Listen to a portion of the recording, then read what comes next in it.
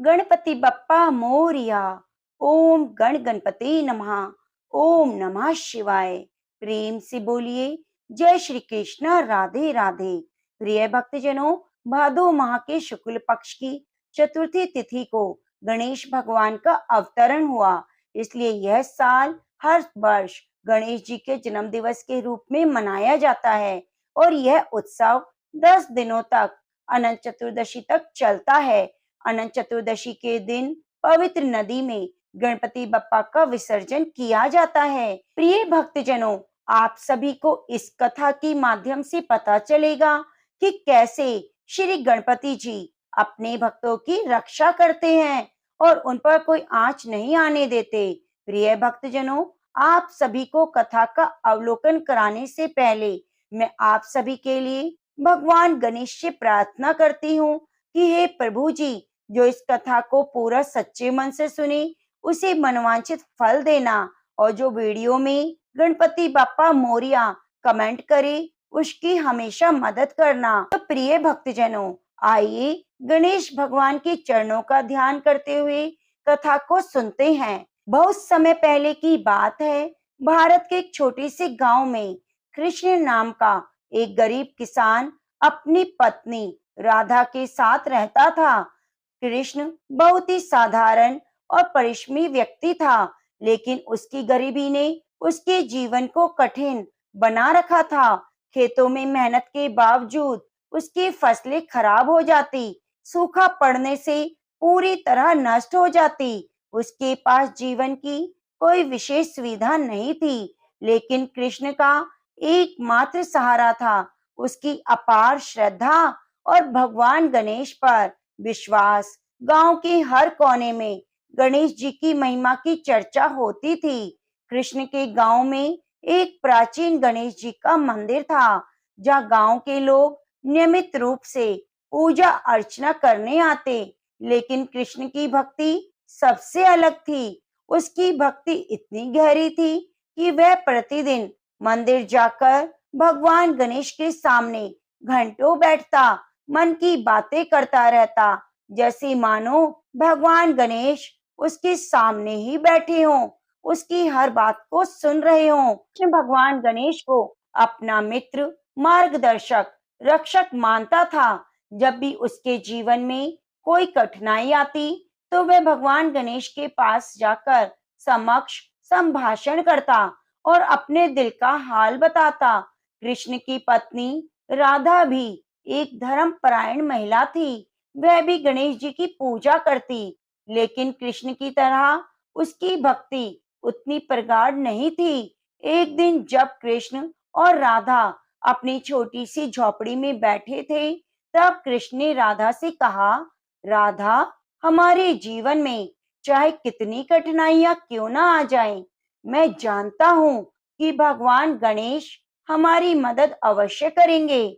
बस हमें विश्वास रखना है। राधा ने चिंतित स्वर में कहा, कृष्ण, मैं जानती हूँ तुम भगवान गणेश के परम भक्त हो, लेकिन गांव में जो दैत्य कालवसर ने आतंक मचा रखा है, उससे कैसे निपटें? वह निर्दोष लोगों को मार रहा है, फसलें जला रहा है, राजा भी उसके सामने असहाय हो चुके हैं। अगर वह हमारी झोपड़ी तक आ गया तो तब? कृष्ण ने मुस्कुराते हुए कहा, राधा, मुझे भगवान गणेश पर पूरा विश्वास है और हमें इस गांव को कालवासुर के आतंक से बचाना होगा। बस हमें भगवान गणेश के प्रति अपनी भक्ति में कोई कमी नहीं आने देनी। अब गांव में शक्तिशाली और निर्दय दैत्य कालवसुर का आतंक था। कालवसुर ने अपनी काली शक्तियों से पूरे गांव पर कब्जा जमा रखा था। वह गांव वासियों से जबरन कर वसूल करता, मेहनत की फसलें जला देता और उसका विरोध करता, बुरी तरह से सजा देता। गांव के लोग डर कर घबराहट में रह रहे थे। राजा भी कालवसुर के भय से गांव में आकर सहायता करने से डरते थे। गांव के लोग धीरे धीरे भगवान से निराश होने लगे। कालवसुर ने घोषणा की कि जो भी उसके खिलाफ जाएगा उसके भयंकर यातनाएं दी जाएंगी। गांव के लोग इतने भयभीत थे कि वे मंदिर तक जाने से डरने लगे। लोग भगवान गणेश से डरने लगे, यह सोचकर कि शायद उनकी प्रार्थनाएं भी व्यर्थ हो चुकी हैं। लेकिन कृष्ण की श्रद्धा अड़िग थी। वह रोजाना गणेश मंदिर जाता, गणपति बप्पा के सामने सिर झुकाता, अपनी सच्ची भक्ति के साथ उनसे अपनी समस्याएं कहता। वह गणेश से कहता, हे गणपति महाराज, आप विघ्न विनाशक हैं, आप सभी विघ्नों को दूर करने वाले हैं। आप मेरे गांव को और मेरे परिवार को इस दैत्य की मुसीबत से बचाइए। मुझे आपकी कृपा पर पूरा भरोसा है। पहले राजा के पास उस असुर की बात पहुंचती ही नहीं थी। जब कालवसुर के अत्याचार की खबर गांव के राजा तक पहुंची तो वह स्वयं एक वीर योद्धा था, लेकिन कालवसुर की अपार शक्ति और क्रूरता ने उसे भी कमजोर बना दिया। राजा ने अपने दरबारियों से कहा, कालवसुर को रोकने के लिए हमें एक योद्धा की जरूरत है, लेकिन गांव में ऐसा कोई नहीं जो उसका सामना कर सके। मैं खुद भी उस दैत्य का सामना करने से डरता हूँ। अब इसी बीच गांव के कुछ लोगों ने राजा को बताया कि कृष्ण नाम का एक साधारण किसान है जो भगवान गणेश का परम भक्त है। उसने संकल्प लिया है कि वह भगवान गणेश की कृपा से गांव को कालवसुर के आतंक से बचाएगा। तुरंत ही कृष्ण को दरबार में बुलाया गया। जब कृष्ण राजा के सामने पहुंचा तब राजा ने कहा, मैंने तुम्हारी भक्ति के बारे में बहुत सुना है। क्या तुम सच में कालवसुर का सामना करने का साहस रखते हो? हे महाराज, मैं तो एक साधारण किसान हूँ, लेकिन मुझे अपने आराध्य भगवान गणेश जी पर पूरा विश्वास है।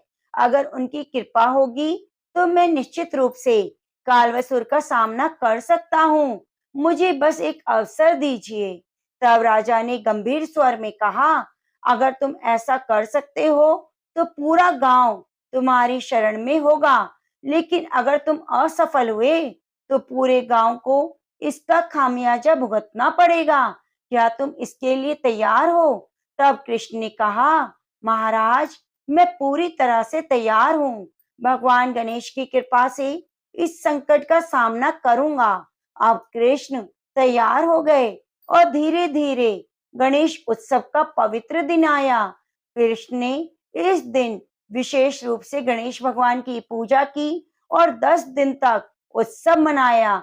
उसने गांव के गणेश मंदिर में जाकर भगवान गणेश के सामने दीप जलाया और प्रार्थना की, हे बप्पा, आज आपके भक्त की परीक्षा की घड़ी है। मैं इस गांव को कालवसुर के आतंक से मुक्त कराना चाहता हूँ, लेकिन मेरी शक्ति तो कुछ भी नहीं, बस आपकी कृपा और आशीर्वाद चाहिए। आप इस संकट का हल निकाल सकते हैं। उस शाम को कालवसुर ने फिर से गांव पर हमला करने की योजना बनाई। वह अपनी काली शक्तियों के साथ गांव आया। उसने गांव वासियों को डराना शुरू किया। गोपाल ने हिम्मत जुटाई और कालवसुर का सामना करने के लिए तैयार हो गया। जब कालवसुर गांव के बीच पहुंचा तो कृष्ण ने उसे रोकते हुए कहा, कालवसुर, अब तुम्हारा अत्याचार समाप्त होने वाला है। आज गणेश चतुर्थी का परम दिन है और मैं भगवान गणेश की कृपा से तुम्हारा अंत करूंगा। कालवसुर ने हंसते हुए कहा, तुम एक साधारण किसान हो, तुम मुझे रोकने की कोशिश कर रहे हो। तेरी गणेश भक्ति मुझे नहीं बचा सकती। मैं तुझे और तेरे भगवान को दोनों को चुनौती देता हूँ। तब कृष्ण ने शांत स्वर से कहा, तू चाहे जितना भी शक्तिशाली क्यों ना हो, लेकिन भगवान गणेश तो विघ्नहर्ता हैं और उनकी कृपा से कोई भी दैत्य उनका सामना नहीं कर सकता। प्रार्थना की, हे गणपति बप्पा, मुझे आपकी आवश्यकता है। मुझे विश्वास है कि आप मुझे और मेरे गांव को बचाएंगे। अब जैसे कृष्ण ने प्रार्थना पूरी की, तभी एक अद्भुत घटना घटी। आकाश में चमकदार प्रकाश फैल गया। भगवान गणेश ने अपने दिव्य रूप में प्रकट होकर गोपाल के सामने दर्शन दिए। उनका स्वरूप अत्यंत दिव्य और तेजस्वी था। उनके 4 हाथों में विभिन्न अस्त्र शस्त्र थे। चेहरे पर करुणा और साहस का मिश्रण था। तब गणेश भगवान ने मुस्कुराते हुए कहा, कृष्ण, तुम्हारी भक्ति सच्ची है। मैं प्रसन्न हूँ। तुमने मुझ पर जो विश्वास किया वह अतुलनीय है। आज से मैं तुम्हारी और इस गांव की रक्षा करूंगा। अब कालवसुर भगवान गणेश के दिव्य रूप को देखकर भयभीत हो गया और घुटने टेक दिए। भगवान गणेश से क्षमा मांगने लगा। गणेश जी, मुझे क्षमा कीजिए। मैंने अपनी शक्तियों का दुरुपयोग किया, लोगों को कष्ट दिया। मुझे अपनी भूल का एहसास है। आप मुझे माफ कर दें। भगवान गणेश ने कालवसुर की ओर देखा और कहा, तूने जो किया वह गलत था, लेकिन मैं तुझे एक अवसर देता हूँ। अगर तू इस गांव को छोड़कर चला जाएगा और भविष्य में कभी नहीं आएगा, तो मैं तुझे माफ कर दूंगा। अब उस राक्षस ने भगवान गणेश के चरणों में सिर झुका दिया और तुरंत गांव छोड़कर चला गया। गांव वासियों ने राहत की सांस ली। अब सबने गणेश भगवान के मंदिर में जाकर भगवान गणेश की अद्भुत प्रतिमा बनवाई। राजा ने भी कृष्ण का बहुत सम्मान किया, उसे पुरस्कारित किया। अब कृष्ण और उसकी पत्नी राधा बहुत खुश थे और सुखपूर्वक अपना जीवन व्यतीत करने लगे। तो प्रेम से बोलिए, गणेश भगवान की जय हो। प्रिय भक्तजनों, इस कथा से सीख मिलती है कि सच्ची भक्ति और आस्था से गणेश भगवान अपने भक्तों की सहायता करते हैं। चाहे जीवन में कितनी कठिनाइयां हों, अगर हमारी श्रद्धा अड़िग है तो भगवान हमें हर विपत्ति से बचाते हैं। ओम गण गणपते नमः। वक्रतुंड महाकाय सूर्यकोटि समप्रभा निर्विघ्नं कुरु मे देव सर्व कार्येषु सर्वदा।